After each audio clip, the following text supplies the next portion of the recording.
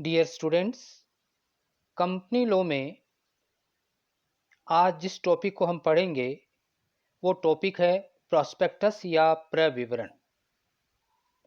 जब हमने कंपनी के फॉर्मेशन का, कंपनी के निर्माण का टॉपिक पढ़ा था, उस वक्त हमने कंपनी के निर्माण की प्रक्रिया में 4 चरण पढ़े थे।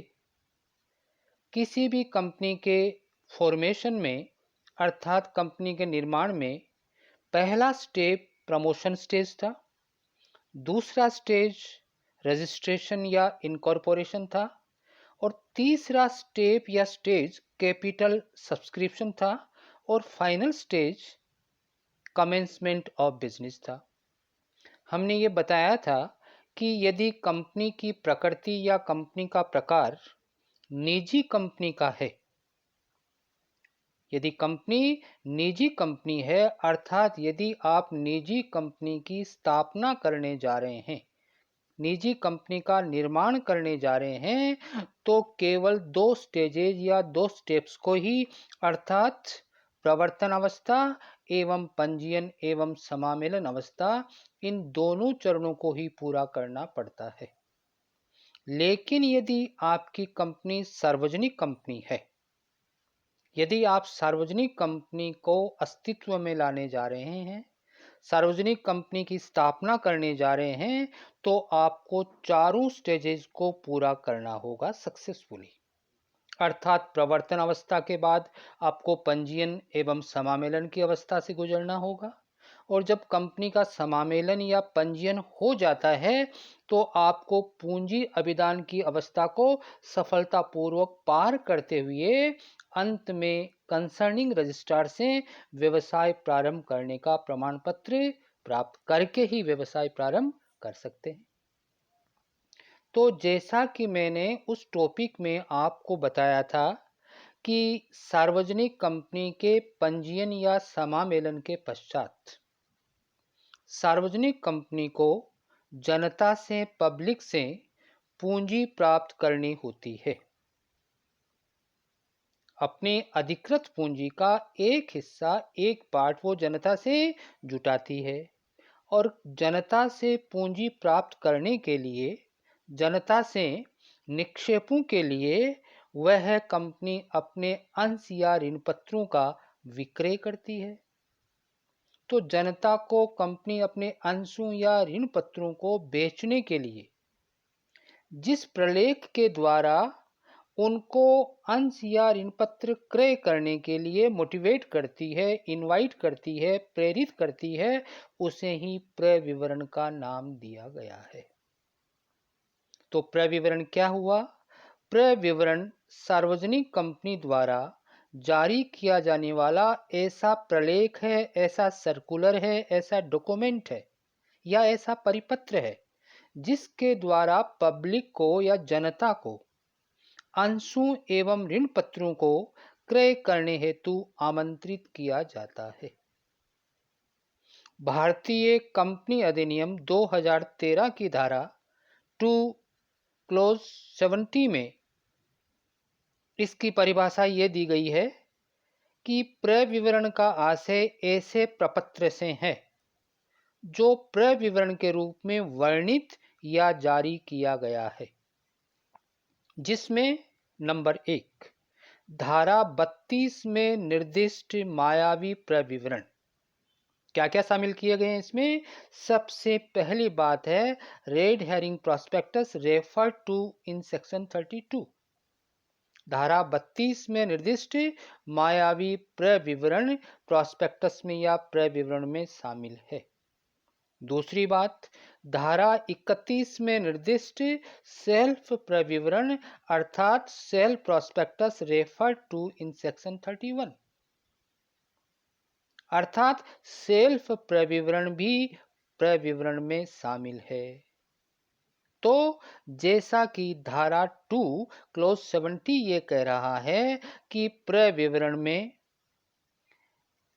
मायावी प्रविवरण एवं सेल्फ प्रविवरण, सेल्फ प्रॉस्पेक्टस और इनके साथ ही साथ ऐसी कोई भी सूचना, ऐसा कोई भी सर्कुलर, ऐसा कोई भी नोटिस, ऐसा कोई भी विज्ञापन या अन्य दस्तावेज या प्रपत्र भी शामिल है जो किसी भी बॉडी कॉरपोरेट, जो किसी भी समामेलित संस्था की प्रतिभूतियों के अभिदान या उस समामेलित संस्था के अंशों या ऋण पत्रों के लिए या उनके क्रय के लिए जनता से प्रस्ताव आमंत्रित करता है, उसको ही हमने इस सेक्शन में प्रविवरण का नाम दिया है।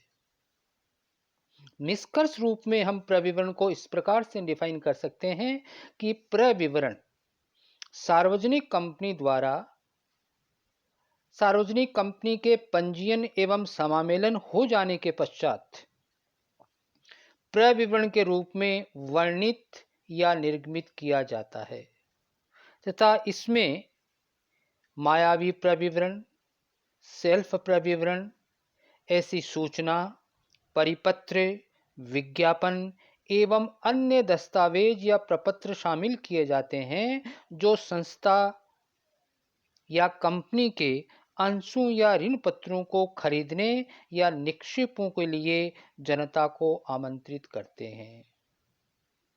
इसमें कंपनी से संबंधित महत्वपूर्ण बातों का, तथ्यों का, सूचनाओं का समावेश होता है और यह जनता को, पब्लिक को अंश या ऋण पत्र खरीदने के लिए प्रेरित एवं आकर्षित भी करता है, क्योंकि जैसा हमने निष्कर्ष में कहा है कि प्रविवरण एक तरह का विज्ञापन भी होता है। जिस प्रकार कंपनी विज्ञापन के द्वारा अपने ग्राहकों को, भावी ग्राहकों को आकर्षित करती है, ठीक उसी प्रकार किसी कंपनी द्वारा जारी किया जाने वाला, निर्गमित किया जाने वाला प्रविवरण भी एक विज्ञापन की भांति ही होता है, जो जनता को आकर्षित करना चाहता है या आकर्षित करता है, तैयार करता है, प्रेरित करता है कि पब्लिक उस कंपनी के अंशों या ऋण पत्रों में अपना धन विनियोग करे। तो यह एक तरह से कंपनी का एडवर्टीजमेंट के रूप में भी हो सकता है। आगे हम देखते हैं कि प्रविवरण में यदि असत्य कथन, मिथ्या वर्णन या भ्रामक एवं कपटमय विवरण दे दिया गया है तो उसके क्या प्रभाव होंगे, उसके क्या परिणाम होंगे। Consequences of misstatement or fraudulent statement in prospectus। आप जानते हैं कि पार्षद सीमा नियम जब हमने पढ़ा था तो पार्षद सीमा नियम का जो हमने नाम वाक्यांश, उद्देश्य वाक्यांश, स्थान वाक्यांश, पूंजी वाक्यांश, ये सब क्लॉजेज पढ़े थे और सार में हमने ये पढ़ा था कि किसी भी कंपनी का पार्षद सीमा नियम कंपनी के उद्देश्य के बारे में, कंपनी के अधिकार क्षेत्र के बारे में जानकारी देता है। और हमने ये भी पढ़ा था कि कोई भी आउटसाइडर, कोई भी बाह्य व्यक्ति जब कंपनी के साथ कोई भी अनुबंध करने जाता है तो अनुबंध करने से पूर्व कंपनी के बारे में वह संपूर्ण जानकारी प्राप्त करके ही कंपनी से अनुबंध करें। और कंपनी के बारे में संपूर्ण जानकारी कैसे प्राप्त करेगा? कंपनी के पार्षद सीमा नियम एवं अंतर्नियमों को अच्छी तरह पढ़कर समझकर। तो जिस प्रकार पार्षद सीमा नियम में कंपनी के उद्देश्य, अधिकार क्षेत्र आदि का वर्णन होता है, ठीक उसी प्रकार कंपनी के प्रविवरण में भी कंपनी के उद्देश्यों, कंपनी के कार्यक्षेत्र और कंपनी के फ्यूचर प्रोस्पेक्टस, कंपनी की भविष्य की संभावनाओं की जानकारी होती है एवं इसके आधार पर ही जनता उस कंपनी के अंशों या ऋण पत्रों को क्रय करने का निर्णय लेती है।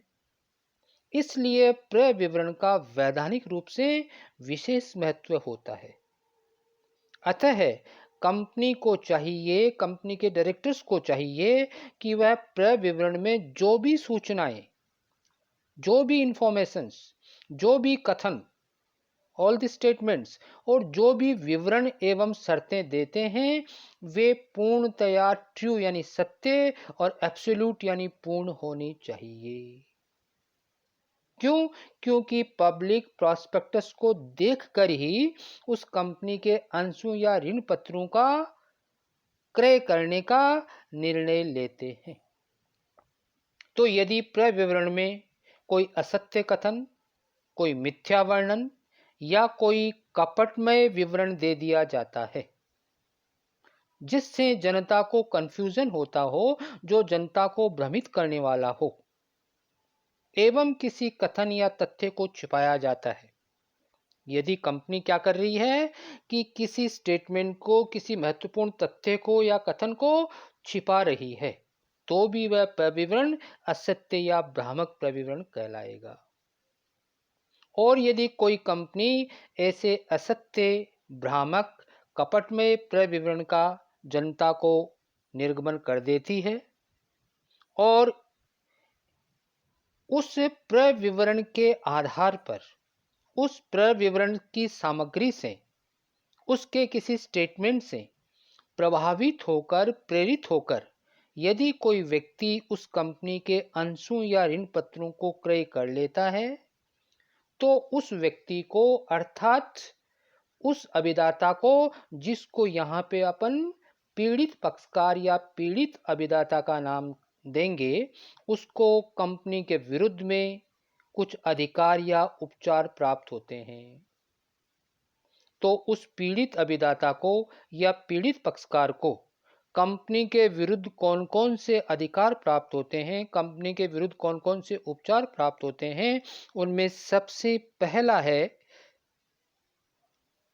अनुबंध परित्याग करने का अधिकार, रिसाइंडिंग द कॉन्ट्रैक्ट।